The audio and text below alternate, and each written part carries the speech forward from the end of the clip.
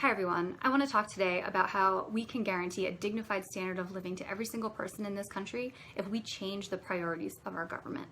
An incredibly crucial part of that is housing. We have seen through this pandemic how unstable so many people's housing circumstances are, and we absolutely need to fix that problem. And I think a good model to follow is really the universal healthcare model that we have seen.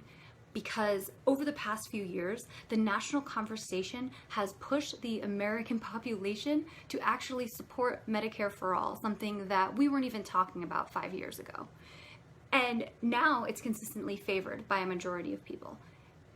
People believe that healthcare needs to be guaranteed as a right. And that has come from us constantly hiring expectations and demanding more. And we can do the same for housing. We don't have to sell ourselves short or shoot for small vision. So part of that effort has to demand a guarantee of housing as a right.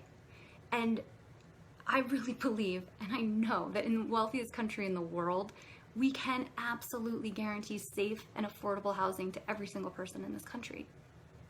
And one piece of that puzzle has to be a Tenants Bill of Rights. So what that is really something that helps push back against the gigantic power disparity that exists between a tenant and a landlord right now, with a landlord holding the vast majority of that power. We need to create legislation that puts power back in the hands of tenants. So some of the pieces of that Bill of Rights that will guarantee safe, stable, affordable housing are ensuring that landlords can't discriminate dependent on the source of income for a tenant. So whether that's from Section 8 or any other job that you might hold, the landlord can't discriminate and choose not to rent to you based on where you earn your money. It would also ensure that enforcement of our current anti-discrimination laws actually happens because so many complaints go unanswered right now. We would also create a database of complaints that have been lodged against landlords so that the tenants actually have power to look up that landlord that they're considering renting from and understand their history more deeply, something they have no insight into right now.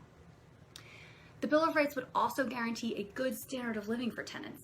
It would protect the right of tenants to organize and collectively bargain and include protections for LGBTQIA people who are currently excluded from the Fair Housing Act, and also implement federal rent control so that we can prevent people from becoming overly rent burdened, which so many people are in our country right now, spending far too much of a share of their monthly income on their rent.